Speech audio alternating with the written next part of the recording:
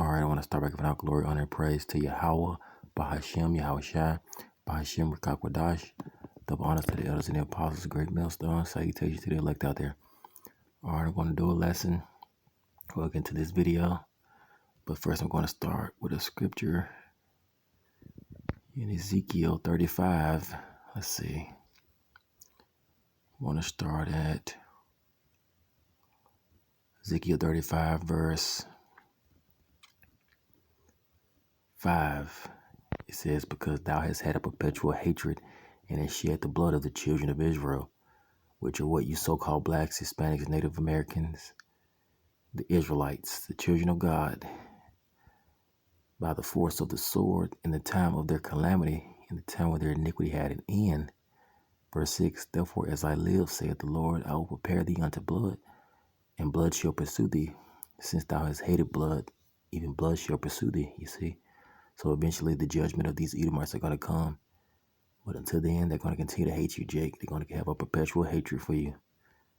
They're going to always see you as being a lower state. So like they're going to always see you as being at a lower state. They're going to always see you as being less than them, as primitive. That's why they still have us as, being 3/5 of a human on the books. I think it's 3/5 of a human. You see, they don't even see black people as being human and completely human. All right. It says, verse 6, therefore as I live, saith the Lord power, I will prepare thee unto blood, and blood shall pursue thee. Since thou hast not hated blood, even blood shall pursue thee. Verse 7, thus will I make Mount Seir most desolate, and cut off from it him that passeth out, and him that returneth. The Lord is going to completely destroy Babylon the Great, and destroy you Edomites, your mountains, your valleys. He's going to destroy all of it. It says, and I will fill his mountains with his slain men. In thy hills and in thy valleys and in thy rivers shall they fall that are slain with the sword. Verse 9, and I will make thee perpetual desolations, and thy city shall not return. Ye shall know, and ye shall know that I am Yahweh. You see, the Lord is going to fight for Israel, which he's going to eventually usher in the kingdom of heaven when he sends his son, Yahweh shall back, and Israelites are going to rise to power. And you Edomites, you're going into captivity. All right, let's see. All right, verse 10 says, because thou hast said these two nations and these two your countries shall be mine, and we shall possess it, whereas the Lord was there, you see. So they think that because we were at a lower state, that God gave us to them for possession forever. They think that they're not going to be brought low, but the Lord is going to change everything eventually. And it says, verse 11, therefore as I live, saith the Lord power, I will even do according to thy anger and according to thy envy, which thou hast used out of thy hatred against them. And I will make myself known among them when I have judged thee. You see, the Lord is going to judge them eventually. He knows that they envy us and they hate us, you see. All right, let's play this video and let's show you how they envy us, the Israelites, the so-called blacks, Hispanics, and Native Americans. Let's play the video. It says Dukes of Hazzard actor compares Beyonce to a dog while fuming over her country album. You see? So that perpetual hatred for Israel is still active in Esau. I don't care how nice they are. They don't want to see you being above them, which in Deuteronomy, the Lord put us above all nations. Let's get that before I play the video. Let's see. Above all people. You see, because that was one of the blessings that the Lord gave us if we continue to follow after him. Follow his word, which includes the law, statutes, and commandments. This is Deuteronomy 7:6. It says, for thou art a holy people unto the Lord thy God. The Lord thy God hath chosen thee to be a special people unto himself above all people. You see that? Above all people that are upon the face of the earth, you see. So we're supposed to be above these heathens, these Edomites. But the Lord is punishing us so that we can learn and eventually turn back to him. He's going to send his son to save us out of this hell. All right, let's play the video. Beyonce, I guess she's going to have a country album. And guaranteed it's going to do very well. Well, there are some people really upset about this. Here it is.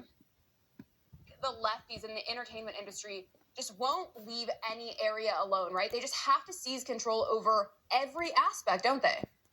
They've got to make their mark, just like a dog in a dog walk park. You know, every dog has to mark every tree, right? So that's what's going on here. Shania and the other folks you talked about, what they did is they were in country music and they went out. That's one thing. But people coming into country music have because I know a little something about country music. No, you don't. I'm about to educate you, though. Let's put up the picture full mask. Isn't this something? Comparing Beyonce to a dog whistle for the B word, by the way. And he's incorrect on historical dynamics. And I think the Dukes of Hazzard actor is just mad he's not on the collaboration. So, country singer John Snyder and OAN anchor Allison Steinberg were criticizing Beyonce for releasing country music for an upcoming album. This is not the Houston native's first foray into the genre. In 2016, she performed at the Country Music Awards alongside the Chicks, a performance that drew anger from country music fans, conservatives, and yes, bigots, with feeling that a Black artist like her was encroaching on a genre that she did not belong. What? According to the true origins of country music, a TED Talk by vocalist, historian Queen Esther, not only is country music rooted in Black culture, but it also originated with blues music and West African music traditions. The banjo, a key instrument in country music, originated in Africa. And the white man who popularized the banjo learned how to play it from the enslaved. Facts. All right, Mr. Mayor, once again, talking and don't know their history. What's that? I mean, and it's never really about facts with these people, right, Doc? We know that for a fact. Like you said, not only was it popularized by enslaved African Americans, but it was also taught by some of their favorite musicians. Bill Monroe, who's the father of bluegrass, learned how to play from a Black musician. Said it on TV. Michael Gray, who's the executive director of the Country Music Museum, said it began with Black people, enslaved Africans singing. You see, and that goes back to what? Israel falling out of the ways of the heathen. They're trimming their ways to seek love from these other nations, going after their idols and their wicked works. Let's get a quick scripture. All right, this is Jeremiah 2:33. It says, "Why trimmest thou way to seek love? Therefore hast thou also taught the wicked ones thy ways." You see? So they learned a lot of their skills from Israelites because they taught them. After following after their ways, they learned a lot of the stuff that they know now from Israelites. You see? Because the Israelites, we are the light of the world, the salt of the earth. You see, in Israel, they learned from Israel because Israel was trying to seek love from these other nations instead of seeking the love of Yahweh. You see? Singing songs while they were working hymns. They took them, white people literally took them and put them in minstrel shows. They were making fun of it, not even as a real music first, to try to interpret what their idea of Blackness was. The Carter family, the entire Carter family, learned how to play from Les Swift. So I mean, it's just this complete disregard of what Black people have given and are continue to give to this country, and also all of music culture in general. What people will not be willing to say is that American tradition is exported in the form of Black music, whether white people are singing it or Black people. But let's go a step further. Let's imagine Black people banning Eminem, or any other white rappers from our radio stations because we're upset. This shows you the difference in how we show up as a people. I'm not speaking of all people, but collectively, there's never been a band of Eminem or Jack Harlow or any other white rapper. House of, so I'm just confused by why people feel like, and this guy from Dukes of Hazzard saying that, some of people come in, then go out and then leave. He know a little bit about country. You know a little bit about nothing. When you start in a racist show, you got fame from being someone who drove a Confederate flag around and go away, like the Confederate needs to go away. Yep. Very well said, dear brother. And you're right. You got skills, you got skills. All right? If you got skills, you get play. You get appreciation.